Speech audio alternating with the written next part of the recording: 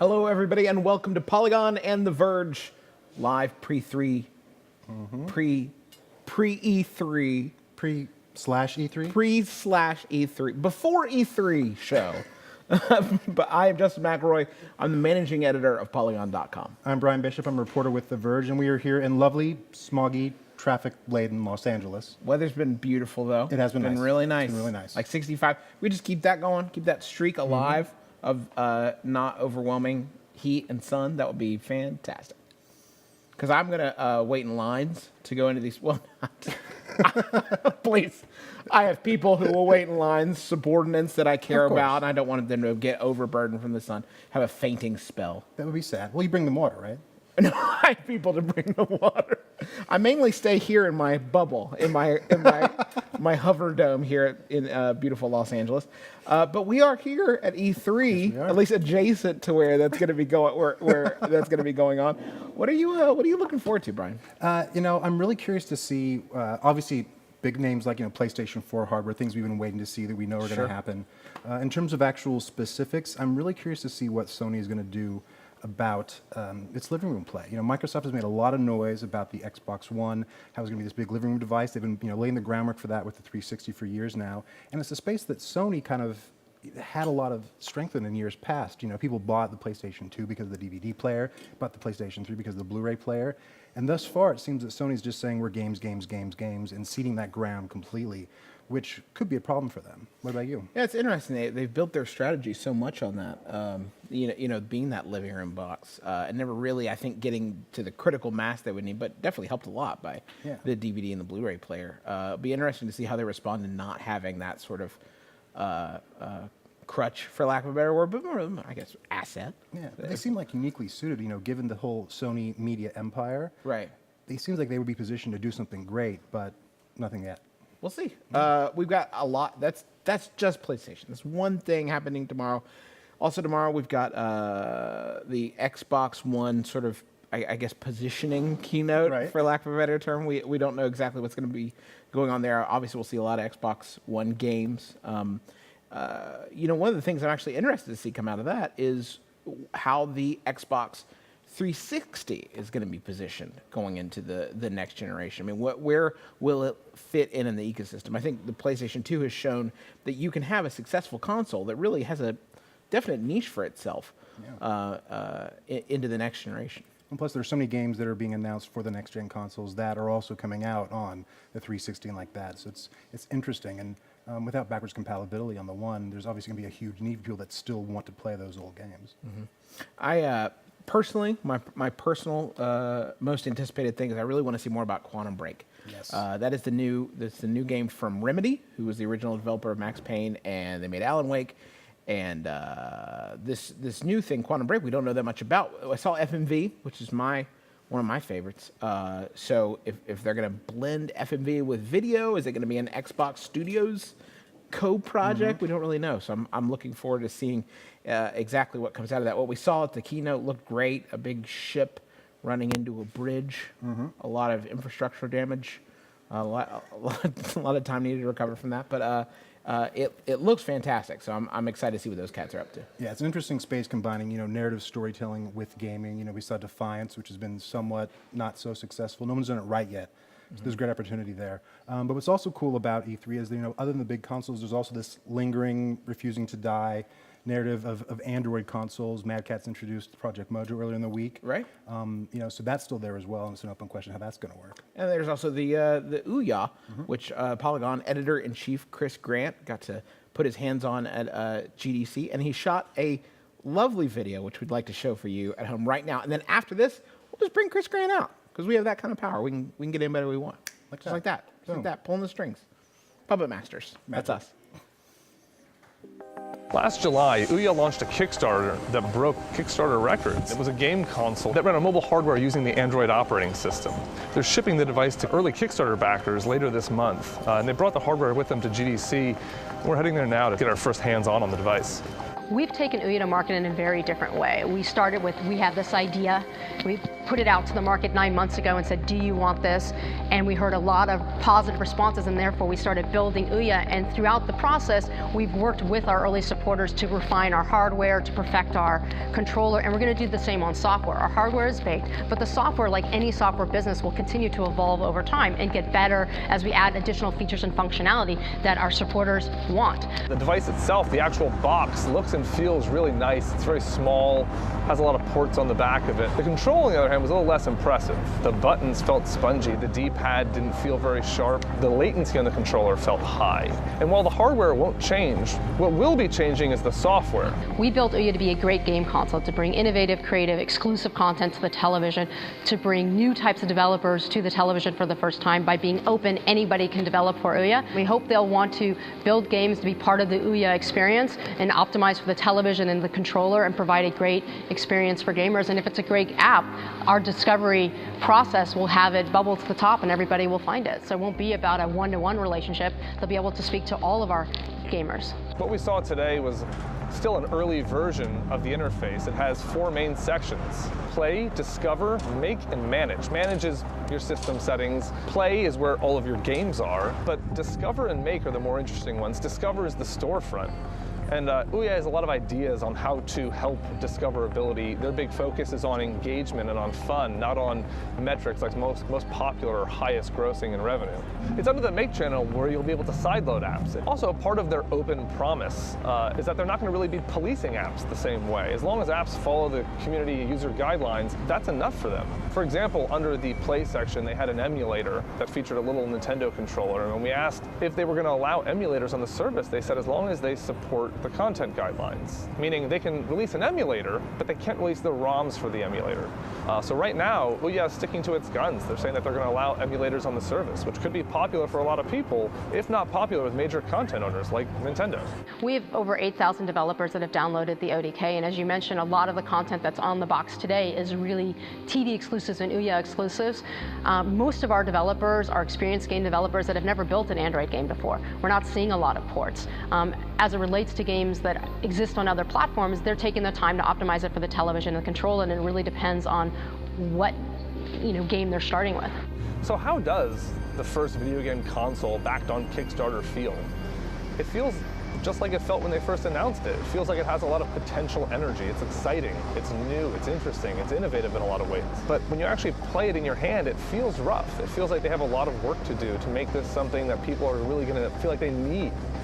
They still need big major exclusives. They still need a system that feels as sharp and responsive as the competition. And for an iterative platform that's built to evolve, there's no saying that they won't get there. But what we saw today still feels like an early alpha product. So maybe by the end of the year, once they've had a lot of software updates, once they have more games, once they've worked on some of the issues like controller latency, they might have a hit product. But for right now, it still needs work. The Ouya, presented by Chris Grant. That I got mine about a week ago, and I played a game on it. Cool. Mine came in literally the day I got here. You should hold on. Introduce yourself. Hi, I'm Chris Grant. Yeah, hi. No, you do it. You do it. I'll do it. Go for it. Yeah, hi, I'm Chris Grant, editor-in-chief of Polygon.com. Perfect. Nailed it. Did it. So yeah, I haven't gotten mine in yet, or I haven't played it yet. Came in when I was out here, but I got a chance to play it at GDC. And it is rough. It still needs a lot of work. I think what excited people about the idea of that kind of open Android-powered console was a platform that a lot of developers, the same way we've seen on iOS, could make games without having publishing contracts, without having the sort of financial oversight of a publisher. And what you end up getting with that, just like we see on iOS, is a lot of bad games. But you also get a lot of really innovative, creative games that would have never made it through the traditional publishing process. And what a lot of people don't like about Android games and iOS games is that you're playing them on your phone with a touch screen. And so what something like the Ouya gets you, or GameStick, or fill in the blank with Apple TV, if Apple ever gets around to turning that into something, is it gets you a controller. It gets you like something in your hand. It's a much more traditional gaming environment, paired with the sort of creativity of these indie developers that are out there doing these games. We actually have at our party tonight, we have a bunch of multiplayer indie games, and a lot of them are going to be available on Ouya. Like, you're going to see some of them start to go towards that. I think the platform still needs a lot of work, but what's exciting to me is just that promise, like the idea that we could accomplish that and get there. And I think we saw a lot of that start on the current generation of consoles with Xbox Live Indie Games and Xbox Live Arcade and PlayStation Network. But as those arenas have gotten more competitive, what was it, 5 years ago now that we got Shadow Complex, right? Like Unreal Engine 3 powered game that took 15 hours and was a huge Metroidvania. Like the production value of those has gone so far up. The space there is so much more valuable. And, Xbox Live Indie Games was this other place that they've sort of phased out. They got rid of XNA. So what I'm really curious about hearing at this year's E3 is that. It's like, what happens to those developers that aren't big enough to get a publishing contract, that don't want to make that kind of game, who, the sort of hobbyist developer? Is there a place for them at all on these platforms? What do you think needs to happen for the Ouya and other consoles like it? We're here at E3, and it's obviously very focused on AAA and consoles and PCs to a certain extent. What needs to happen for these systems to really become part of the conversation? Are they going to have to muscle their way to the table, or are they going to need widespread acceptance first? I think some of it is going to be really simple for the Ouya. They need to get their product in order. Like, it's something that spells UI. Like, they need to make that a really polished consumer experience. You're going up against Microsoft and Sony. You got work to do. They need a hit. Get some hits. Like, hits sell consoles. Everyone knows that. That $99 price point might also need to come down. The Xbox 360 could conceivably drop to $99. The PlayStation 2 did. So if you can get an Xbox 360, which has Netflix on it, which the Ouya doesn't, has Hulu on it, has YouTube on it, and plays all these other great games, and plays downloadable games, why would you get an Ouya? Do you think those, Ouya GameStick, they have their own stores? You can sideload stuff. Do you think that's a benefit or a negative for them trying to go and get for a certain niche audience, right? Sideload an emulator and play a bunch of ROMs. Like, sure. For a big enough audience to make that a really meaningful product, I don't think it's too small. I think that there's what's exciting about what the opportunity that Microsoft and Sony have with these new consoles is they have an opportunity to take the living room and do TV and entertainment and do AAA, but also to do this small stuff and to do it in like a kind of really compelling way. And Sony has some of that available with PlayStation Mobile, which has a strategy, was really clever in execution, has been something more of a disaster. It's just not very well supported. I'm pretty sure there's no PlayStation Mobile phones out. They showed a bunch here last year that didn't come out. So I don't know. They haven't really talked about PlayStation Mobile. Do those games work on your PlayStation 4? They wouldn't even say if they worked on your PlayStation 3. They didn't yet. But so, there are some kind of movements by both those companies in that space. For Microsoft, maybe there's a difference between an Xbox game and then the sort of Windows side of that ecosystem, these sort of two parallel operating systems.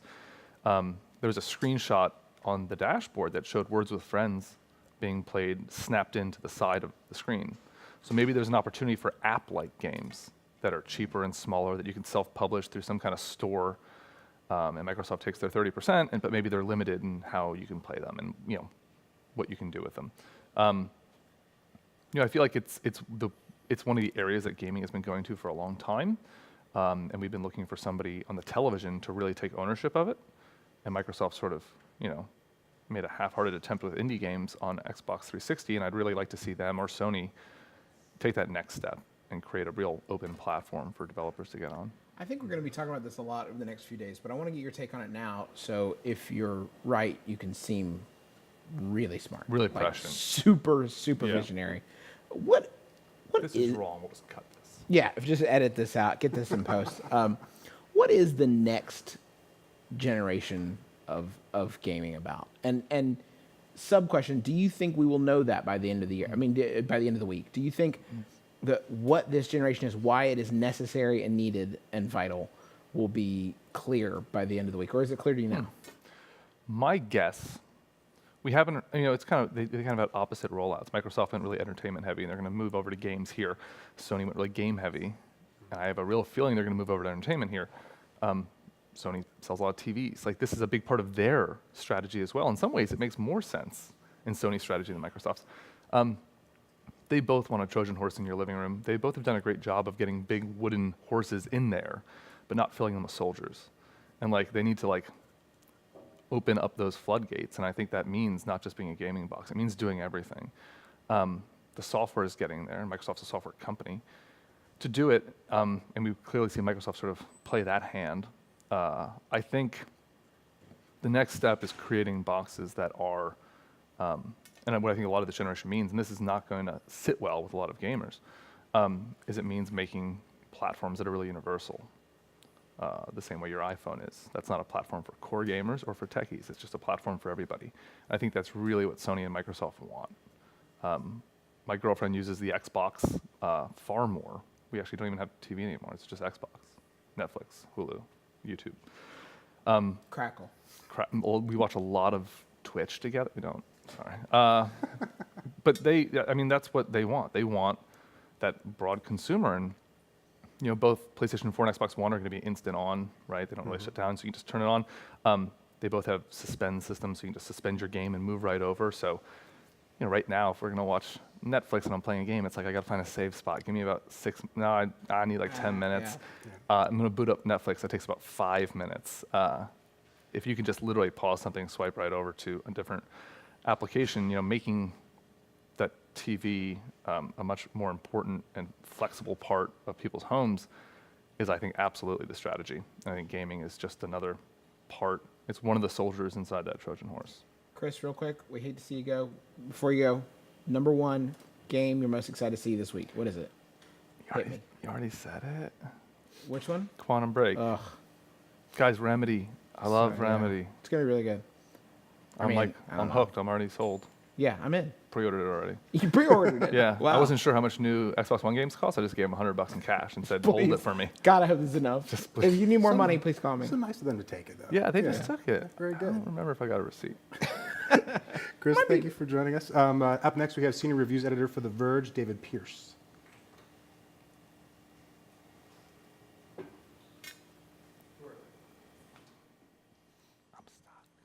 Pretty much all waiting to see what Microsoft and Sony would do this year. Sony didn't actually have that much to say when they announced the PlayStation 4 in March, but this week at an event at its headquarters here in Redmond, Washington, Microsoft had a much bigger story to tell. They announced a new product, it's called the Xbox One, it's coming later this year, and there's kind of a lot going on with it. In gadget terms, 8 years is basically an eternity. But since its launch in 2005, Microsoft has done an impressive job keeping the Xbox 360 up to date with new games, new apps, a completely overhauled user interface, and more. The 360 was originally a pure gaming machine, but it became something more. It's Microsoft's Trojan horse into your living room, the company's attempt to create the one set-top box to rule them all. But 8 years is still a long time, and Microsoft needed more than just new software to compete in 2013, not to mention in 2021. From a hardware perspective, there are 3 parts to the One. There's the big, blocky black console, which looks like a VCR, but comes with massively upgraded specs. The One has an 8-core AMD processor, 8 gigabytes of RAM, that's 16 times as much as the 360 if you're counting, plus a 500 gig hard drive and USB 3.0. It also has a Blu-ray drive, finally.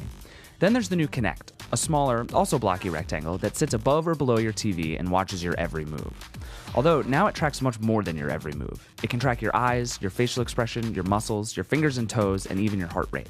It can also do it in the dark and do it in high definition. It collects a lot more data than the last version and does it much faster and much more accurately. We were pretty blown away by it in the short time we had with the new device. Microsoft didn't leave the controller out of the upgrade cycle either. It has 40 improvements, we're told, and a few are obvious. It's smaller, with a better integrated battery, and its analog sticks are a little more textured. But the most obvious thing is the new impulse triggers, which is just a fancy name for making the controls triggers vibrate. When you fire a gun in a game, you'll feel the recoil. When you rev the engine, you'll jitter along with the car. It's cool from what we've seen, but it's a little much sometimes, and it's not exactly earth-shattering anyway. All that new hardware is used to power and control a lot of new Xbox software. There's a new UI based on Windows 8, plus an evolved Xbox Live that gives you more ways to find games and ways to upload videos of you playing them. There's a new Snap mode, which lets you pin Skype or other apps to the edge of the screen while you play a game or watch TV. Oh, and there's Skype for Xbox now too. But here's the thing about the Xbox One. It's really only partly a gaming machine. The One can connect to all your home theater devices and even control your cable through its interface. You can say, watch ESPN to switch right to the channel, or ask, what's on HBO to see the guide for the channel you're looking for. We haven't seen much of the interface or spent much time with it, And frankly, we're worried about the whole HDMI pass-through setup that really doomed Google TV. But hey, anything's better than your cable box. Last, and weirdly kind of least for now, are the games. Microsoft showed us a half dozen or so new games, from FIFA and Madden to Quantum Break and Call of Duty Ghosts. The graphics look great, but they still look like video games. Quantum Break, a mix of game and TV show, might be the only really innovative one of the bunch. There are many more games coming at E3, so we're hoping to see more then, but for now it seems like gaming hasn't been upgraded quite as much as the rest of the Xbox experience. The Xbox One is coming out later this year, and we're certainly going to hear more about it as time goes on, like a price, for instance. But even now, it's clear that Microsoft is making big changes and betting big on the Xbox taking over your living room. Can it? We'll see. Welcome back. We are here with the man, the myth, the legend, Mr. David. Is that me? Pierce. Oh, that's me. Yeah, that's Hello. you. Welcome. I'd just like to say I only own that shirt. Just the one that I'm wearing now and in that video. It's the only shirt I own ever in the world. I just want to get that out there for You everybody. find one thing that works for you, just go with it. That's what I think. hold on to it. And also, can I just say, I was just standing there watching Chris, and his whole Trojan horse thing, they like need to fill it with soldiers. Crazy. Changed my life. So I'm good. That's all. That's all I had to say. You had the things you were going to say before you came out here, and now you're It's just all over. blank I slate. just want to talk about Trojan horses and soldiers and Chris Grant. That's all I have now. I'm in. Outside of soldiers and Chris Grant and Trojan horses, what are you excited about for this week? So I don't know if excited is the right word as much as curious, but I'm really curious about Nintendo and what they do here, because they're in this weird place where like it's really obvious they're losing money. The Wii U's not selling well, and they're not having a big event here, which is sort of like a tacit admission that like we're in third place and we're okay with being in third place and that's our life now.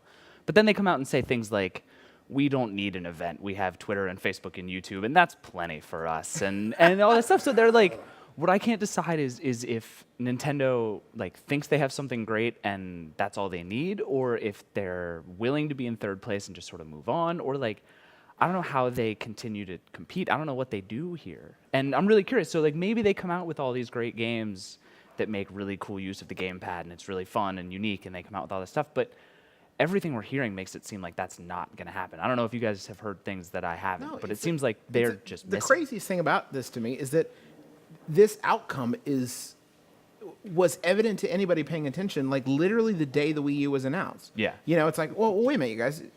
You're coming out with an underpowered system again, Right. a year before, not a full year, but a good amount of time before this next generation of consoles comes out and blows you out of the water. And Right. again, you won't be part of the actual, you won't be able to get titles easily ported over your system again. Like, Right. Well, and like again, you're excluding yourself from the conversation. right, and to a point, like it worked last time, right? They had this big explosion of Right. sales at the beginning. It did really well. People got super into it, and then it kind of petered off as the others really didn't.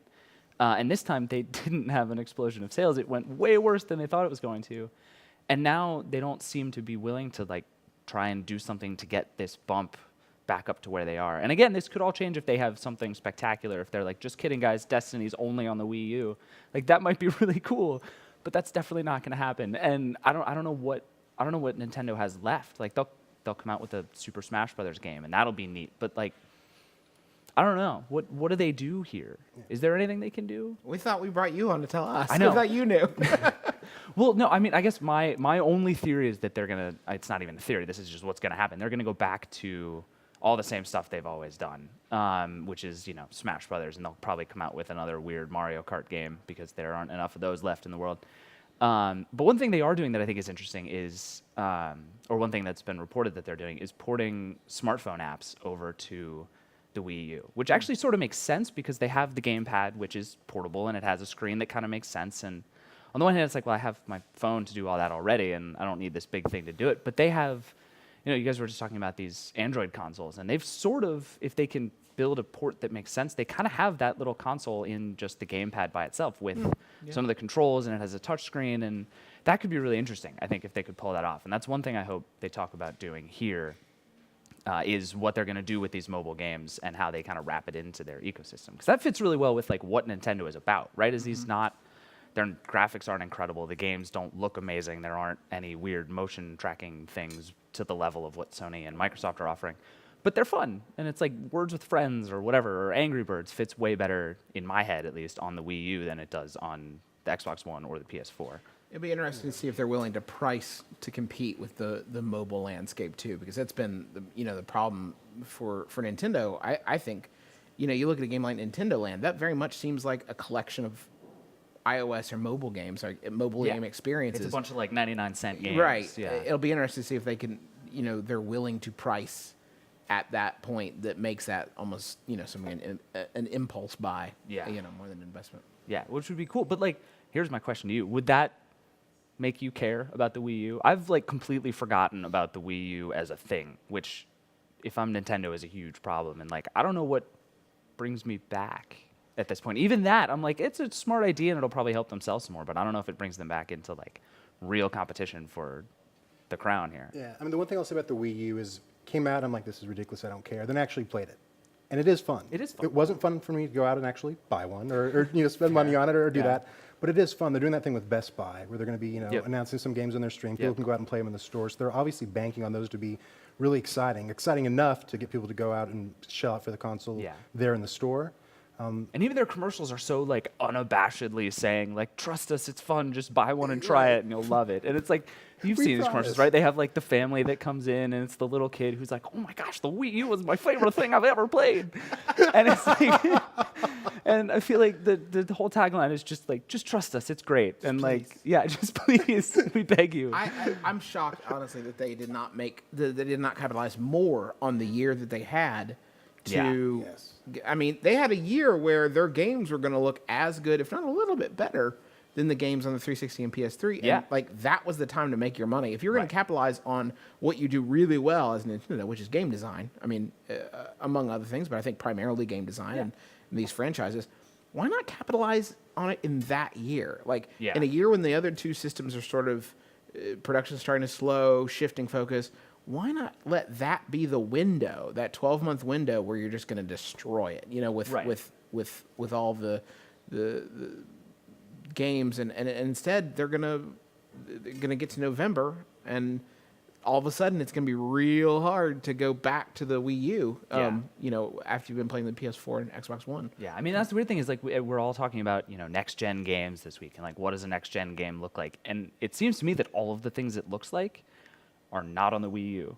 It's like it has lots to do with motion and voice control, and it has great graphics, and it has different physics, and it has all kinds of online stuff. And like the Wii U either has like really sort of rudimentary versions of all these things, or just doesn't have it at all. And they're also not doing a very good job with like the set-top box stuff. So I don't know why you'd buy it for that. And I don't know. The 3DS to me is the one place where they still. I don't know if they're winning so much as to say like losing the least among handheld consoles. Like it seems to be. This is just sort of anecdotal, but it's the only one I see people like on the subway in New York City using. Yeah. I never see Vitas ever, but I see people playing 3DSs, and like the sales figures are decent and they're out there. And so I wonder if Nintendo can do cool stuff with the Wii U and the 3DS, they might have a place to play there. And it's not like the graphics are so great you couldn't use them in either place anyway. But I just, I don't see any movement towards that. And again, they've had a year to do this, and like, where have they been this whole time? And then EA comes out and is like, well, we're not building games. And then, somebody at Nintendo like clearly made an angry phone call, and they were like, actually, we are building games. We're just not going to tell you which ones or when they're coming out. But wait till you see them. They're going to be. They're going to be amazing. I didn't know about them yesterday, but they're going to be really good. I bet. Right. They're called Angry Birds, and they're going to cost 99 cents. It's going to be really great. But then there's all these games I'm really excited to see here. What's the number one, David? Number one game. You can't say Quantum Break. I can't say Quantum Break. No. Okay, is FIFA. I know. See, I almost didn't say it because you were going to look at me like that, and now I'm upset, and I don't want to talk about it anymore. FIFA. No, so I mean, there's like I gave you the whole world, David. I gave you the whole I'll tell world you as your why. canvas, and you picked up the FIFA brush and painted a big FIFA on the canvas. Did. You're welcome. You're welcome. All of my soccer playing watchers are just high-fiving their screens right now, just everywhere. No, but I think partly because I think FIFA is like a really good example of what a lot of games are going to look like here, which is that artificial intelligence has gotten so much better, so much faster. Like one of the things they talked about I've been reading a lot about FIFA 14. It's Oh, not me weird. too, It's me too. Like a Who lot. can stop? I know, right? The Just- kicks, the it's stops, just the headbutts. exactly.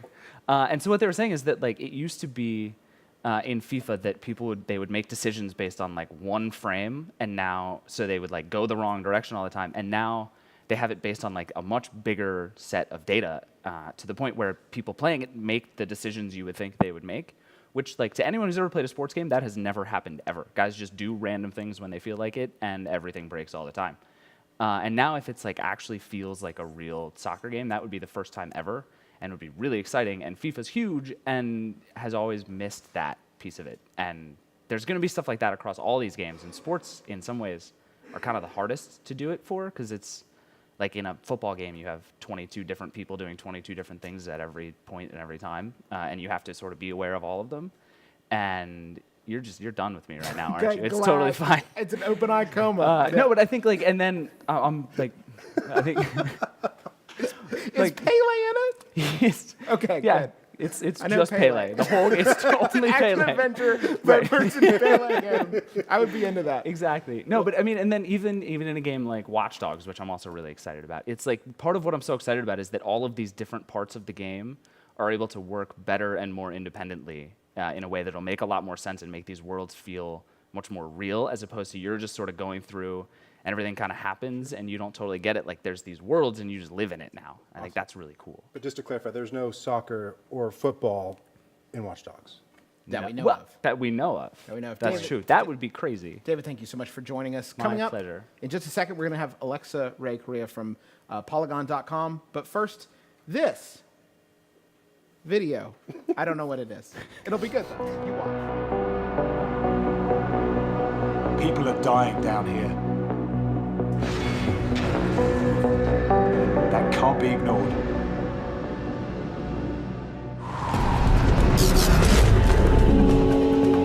You're a very good soldier, Ben. But there's something you lack. You can't see where the line is.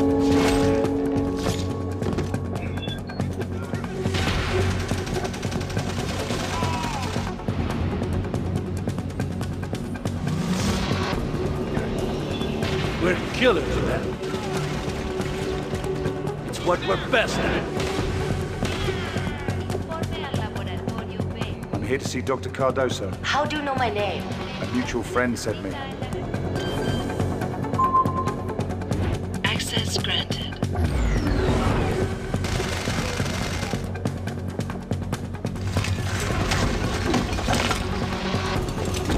Stand by, Gray. We're coming to you. Isolate and neutralize the target. Please, I beg of you, do not kill me. This man is not a criminal. You cannot judge him. I won't kill you, but you're coming with me, and you're going to tell me everything.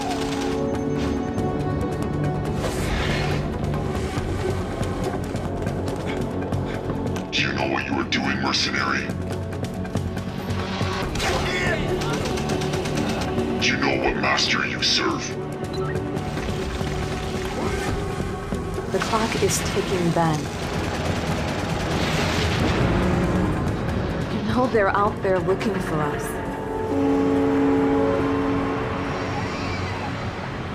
The only way to stop them is to wipe them out.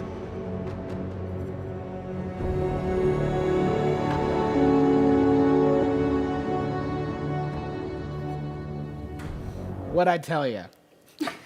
Just compelling and rich. Great stuff about Square Enix. That was, of course, Deus Ex on iPad. Is it The Fall? The Fall. The Fall. Yeah. We have Alexa Ray Correa from Polygon. Hi. Hi. I should let you introduce yourself. Let me try again. We have this person. I'm Alexa Ray. I'm on Polygon. You probably know me from Speedrun. Natural. Very Every natural. day. That's good. Yeah. So did you actually play Deus Ex No, on I didn't. iPad? I did not, but I talked to a few people that have played it, and Okay. it's a little interesting. It's a they haven't come out and said that it's episodic yet, but it's supposedly the game that's coming out this summer is the first in a mobile series. Mm-hmm. So I guess what it is the storyline runs parallel to Human Revolution, and you're digging into that all augmented stuff again. But I'm a little curious to see how they're going to bring the experience of that really deep Deus Ex story into mobile. You played Deus Ex, right? I did, yeah. I played you mean the first, I played the original on PC because I'm old school, I'm elite. Good. And then I played the new console one. The Human Revolution. Yeah, Human Revolution. I liked it. I thought it was kind of boring. I didn't like how I couldn't use my powers all the time. I had to like eat, if I remember correctly, I had to eat chips to get my powers back. And I would just like to be able to use my superpowers all the time. It seemed kind of lame. And I know right now I sound like Tom Hanks in Big, complaining about the robots that turn into buildings because it's not fun. But that's what I thought. I just want to use my superpowers all the time. It'll be interesting to see how they sort of translate that, because Square Enix isn't doing so hot right now. They had the financials and the layoffs, and Wada left, and they announced in their last financial report that they were going to sort of renew their focus on mobile. So I know we were probably thinking like, oh, like we're going to port more Final Fantasy games to iPhone or whatever. But honestly, Deus Ex on mobile was a surprise, and they've been teasing the fall for a couple of weeks now, and they've been talking about a movie. So yeah, it was just sort of interesting to see that sort of go mobile. Like if they're going mobile, like why are you bringing this franchise that's done so well as sort of a, I don't want to say blockbuster, but sort of a big cinematic sort of action RPG experience. If you're gonna demonstrate a renewed focus on mobile, isn't it kind of weird to lead off with a first-person shooter, which is not a genre that most people think of as, why not? Even if it is still a Deus Ex game, why not take it into a genre or something that works well on that space? Right. Well, what worries me about that is if it's going to be a continuation. If this is the first one and there's more, and like you pay, say you pay, I think the first one is $7. You pay $7 for the first one. Are you going to want to invest more time and money into sort of paying for these episodes if it is in fact an episodic series? Well, Square's always had problems with valuation on mobile. I think some of the Final Fantasy games have been outlandish, if memory serves. So. They have. I think what is it? Dimensions was like $15. That's crazy. That's crazy. $15? Nothing has ever cost $15 on a mobile platform. That's a fact. Yeah. I think Tactics just came out, and Tactics was like 12, 13, and that's like a wild 15-year-old for game? like a 100,000-year-old game. Yeah. So there's that, and then they have their presentation on Tuesday, and they're supposedly announcing their next Final Fantasy game for next gen, which I'm assuming is PS4 and Xbox One. Is it gonna have Sid in it? Some chocobos? Hopefully Zenny? Hopefully chocobo. Is that gonna be in it? I don't know. Listen. I don't want to break your NDA if you have inside information on this stuff. I don't actually. I know absolutely nothing going into this. Not an MMO though. Probably. Another MMO? Or not one. They tried that. That didn't. Again and again and again. Did not pan out so great. No. I get the impression. Realm Reborn's coming out again this summer. Guys, get the net. Again, it's over. That ship done sailed. Nobody wants it. Well, they could do one of three things at this point. They have Versus 13, which they announced in 2006. Really? It's 2013, yeah, last time I checked. Was it called Versus 13 when they announced it? Yeah, they announced it At least they were honest. They were honest. Yeah. Versus 13, they had 13 and Versus 13. They were planning on Versus 6 through 12 coming out before then, but sneak peek. Yeah, there was that, and then there was a third game that turned into a not 13 game in Japan, and we haven't gotten it. Okay. So this is a game that's been in development for 7 years, and we've seen one gameplay video. We know almost nothing about it, and we haven't heard anything from it. So they can either announce that. It was actually announced as a PS3 launch title. Wow, that's fantastic. Yeah, so it's gonna make people, I guess, probably make people angry if they announce it as a PS4 launch title, especially with the dedicated Xbox fan base. Keep the tradition going. People like that sort of thing. Actually, PS5. Sorry, guys. So there's that, and then there's they could have rebranded it as 15, which is a lot of people are speculating is the case. And 14 came out. Final Fantasy 14 came out twice. It's the MMO, the second MMO. Not 11. The second 11 was MMO. the first MMO, and then 14 was the other MMO. And then That they literally failed. said, they released 14, and then they literally said, we didn't do good. No. Did a bad job on that, so we're just try it again. Let's do a do-over. I believe I didn't play it, but they actually ended the world. Like, they ended the world and then, started it over again. And, that's what's going on. That's brassy. I like it. This is like keeping track of the Fast and Furious movies, man. I don't know. It's just very, Vin very Diesel's convoluted. in all of them, actually. That's what I heard. Yeah, he plays the chobo in many of them. Next Final Fantasy starring Vin Diesel, I'd buy that. I'd buy in a heartbeat. I Paul pre-ordered Walker, it. no Paul Walker. Important question. Oh. Ludicrous? Yes, no, no. I'd go You with want to Paul say Walker. yes on Paul I Walker. do. We don't want to say it on camera. That's what's No, happening. Can you drift a chocobo? I've never tried. Alexa, I bet you can. What is the number one thing you're looking forward to seeing at E3 2013? Fantasia. Oh, really? I was told to not put all my stock in the trailer that they showed, which showed sort of the teenagers with the whatever music, dubstep that they were playing. But from what I've seen and what I've heard and what I've watched, I'm a big Disney fan. I was raised on Disney. I'm a Disney kid, and The Sorcerer's Apprentice is such like an iconic classic movie. Like everyone knows what that is. You see Mickey in that hat, and you think like everyone knows what that is. Mm-hmm. And now they've sort of taken this game that's not only going to use the Kinect so you're moving, but it appeals to children in that it's sort of a whimsical Disney motion game. But I think it appeals to me as the older generation that grew up with this. It's sort of like a nostalgia kick. So I am going to run straight for the Harmonix booth as soon as I can. Fantastic. Very excited. Thank you so much for joining us, Alexa. I Thank you. appreciate it. Thank you. Coming up next, we have a senior editor for The Verge, Sean Hollister. Hey guys, it's Neil with The Verge. I'm here at Sony's PlayStation 4 reveal. It's not quite a launch event or announcement because there's a lot we didn't see, including the PlayStation 4. What we did see were a lot of games and the PlayStation 4 controller, the DualShock 4, which is pretty interesting. It has an integrated touchpad, it has a headphone jack, it has a light bar in the front that a camera accessory can look at and track motion, and it has a share button that lets you immediately record your game footage and share it straight to social networks. So that's pretty interesting. We also saw a lot of game demos, mostly engine demos and some upcoming ports. We saw Watch Dogs from Ubisoft, which was at E3, which looks very impressive.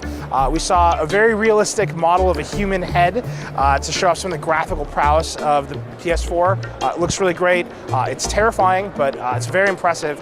And we saw basically just a lot of quick clips of games showing off some of the graphical horsepower of the PS4, but not a lot of actual gameplay. I think only twice did anybody actually use the controller on stage, and we really didn't see a lot of the PS4's UI. We didn't see what's going to make it special beyond just gameplay. And the other thing we didn't see, which is kind of important, we didn't see any of the media stuff. There was no mention of Blu-ray, there was no mention of 4K, nothing about how video might be transferred to the service, nothing about other content partnerships, nothing about TV. So Sony is very gaming focused, very developer focused today. A lot of talk about how the PS4 is really a supercharged PC the developers will find easy to develop for and make games for, but very little about what the experience of actually purchasing this thing, putting it in your living room, and using it will be like. Welcome back. We're here with my colleague who is not wearing a single glove. I'm Sean Hollister, senior editor with The Verge, and I'm here to talk about PlayStation 4. Let's do it. All right, so PlayStation 4, Sony says you can download any game you see in the PlayStation Store. They say you can play games while you're downloading them. They say you can instantly experience anything at the PlayStation Store. And they say you can stream that to your Vita. So you put this all together, and I'm thinking, and then, of course, the one more thing that you can do is you can watch your friends playing a game because they're sharing, the live video footage of them playing, and you can just dive right in there and grab their controls if they let you. So I put this all together in my head, and I say, you're just going to watch television. You're going to channel surf through your friends playing games. Jump into the game. You say you like the game. You're instantly playing it. It's downloading to your console in the background while you're playing it. You have this immediate experience. And then, 2 days after they announce all this, they say, it's an aspirational dream. We'd love to have this. We're not sure what's going to be available at Lodge. So what I want to know is any of that dream coming true here at E3? I do that with my wife all the time. I say the house is going to be clean. I'm going to put away everything. I'm going to put at least 3 of the consoles that I have underneath our TV hidden away somewhere. But it is an aspirational Cords dream. hanging out everywhere. Right. We're whiteboarding it right now. Gosh, I don't know. I feel like Sony's message has to be shaped by what Microsoft has done in the last week. You know what I mean? Like that. Yeah. I think that's going to be filling in those gaps and trying to avoid the very obvious landmines that Microsoft has hit in the past few days. Well, it seems like Microsoft, they want to be, the box in your living room. Mm-hmm. Sony, they want to let you take it with you anywhere. They say, Today, you can stream anything on your PlayStation 4 to Vita, hopefully. Hopefully. I think they said they'll do it for every game, maybe. I think the Yes? quote was, for most games, it will be a mandatory feature. So, yeah. But imagine if that's your Sony phone, if that's your Sony tablet. Is that going to happen? That's what I want to know. That's what I want to know most here at E3, is if any of that stuff they promised is actually coming true, and when. If you walk away from this week and they haven't said, and it's still an aspirational dream, what do you think that does to the PS4's chances of success later this year? Because you can't sell puppy dogs, and No, dreams I think if they will either say, we've done it, here it is, it's amazing, or they will say something entirely different and try to distract us from the fact that they said that. Like when they said the PlayStation 3 would be a computer. Right. Like when they said the PlayStation 3 would have backwards compatibility forever, because that's supposed to be a great feature. Like when they said, Yeah. And they distract from that and they show us amazing games, and we forget that they promised us the cloud and all the power of the cloud today. It's actually really interesting, matchup right now, because we've never had, we assume at least that these launches are going to be fairly close together. And Sony and Microsoft have never had to square off like that. Microsoft had a huge lead, and then Sony and Nintendo were matched against each other. But that's a very different pairing. I think those audiences are very different. Here you have two people vying for the same crowd. And it'll be really interesting to see how because that short-term momentum is going to be huge. Definitely. And how they can parlay that into, more momentum in it. And I think it's going to be interesting to watch them play the short game. Success in November. How do we do that? I almost wonder, even if they don't have success in November, though, if with this, this rivalry, this generation of consoles, if there's a chance for them to jump ahead a year or two down the road. If Microsoft comes out with the Luma Room, if they come out with, I don't know if we know what a Luma Room here is in this room, but it's this projection mapping experience where your entire room around your television becomes part of a larger screen where you can interact with it.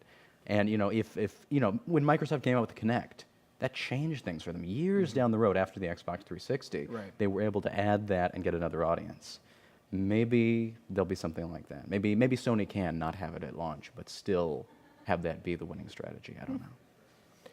Yeah. In the short term, though, it's going to be interesting, especially how it impacts pricing. That's what I'm really curious to see, how that works. That's going to be a big signifier of who feels that they really have a lot to lose. If Sony comes in and they undercuts for $100, it's great for consumers, but it's also a sign that they think they're in real trouble, too, I think. Well, it's going to be really hard to get out from underneath a story, a narrative of we sold more this year. If they have to cut the price down a little bit, they have to take a loss. I think both of these companies are willing to do that if the story becomes, well, one outsold the other. One is winning the console. The console wars have never been this easy to compare. Either you sold more. What if it's not about the price of the box, though? What if it's all about having a subscription service? Xbox Live is the cash cow for Microsoft. Right. What if Sony's thing, streaming to your Vita, streaming to your phone and tablet, maybe, you pay them for the service. They have their PlayStation Network, their PlayStation Plus, become an Xbox Live that integrates cloud gaming.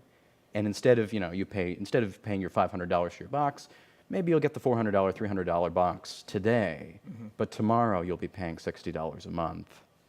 It was a really great trick that I don't know if Microsoft can pull off twice. I don't know if they can go back to that well in this day and age, especially not with things like trying to put things like Netflix behind a paywall. I don't think that trick works twice. Yeah. But it did work. Worked really well. For a while, that was great money for a bit. It was good money, and I don't think they're going to be able to get it again. Sony wants that money, though. Oh man, they wish they'd gotten that money as soon as Microsoft said they were charging for it. So I was like, damn it. We should have thought of that. We should have charged people to play online. That's great. We're going to make a lot of money. We can use some of that. Do-over. Yeah, let's do a Final Fantasy 14. Let's just relaunch this sucker What if we again. get Vin Diesel to promote the PS4 and the online services? Then you're good. So, Sean, is there a number one game that you're looking forward to seeing this year? I have heard that we're about to see the unveiling of the next Smash Brothers. Oh, yeah. And I stood in line for my Nintendo Wii on the day Smash Brothers came out. Nothing would tempt me until Smash Brothers came out. And now, Smash Brothers on another console? Another Smash Brothers I can spend hours and hours playing with all my friends and bashing them into walls and off of sticky mines and with baseball bats and little spiky creatures. And yeah, that'd be good. I'd like that. And mobile. Apparently it's going to be on 3DS, I hear, maybe, possibly. Ooh, intriguing. We will Take it get with the you. answer to that very soon, along with all these other unanswered questions. It's going to be a really exciting week. Yeah, everything that kicks off tomorrow with the with Microsoft at 9 a.m. 9 a.m. I believe. 9:30. 9:30. 9:30 All right. Pacific, 12:30 Eastern. There we go. That's convenient. I'm again Justin McElroy from Polygon.com. I'm managing editor there. My earpiece is falling off, but I'm just going to roll with it because I'm a professional. It looks good from over here. I'm Bryan Bishop with The Verge. And I'm Sean Hollister with The Verge. And I'm Justin McElroy with Polygon. This has been our pre-E3 program. And now my headset fell off. And now his headset fell off, so I think that's God's way of telling us the show is over. Make sure you go to Polygon.com, TheVerge.com, and keep up with all this this information. It's going to be coming fast and furious this week, so keep an eye out. Thanks for joining us.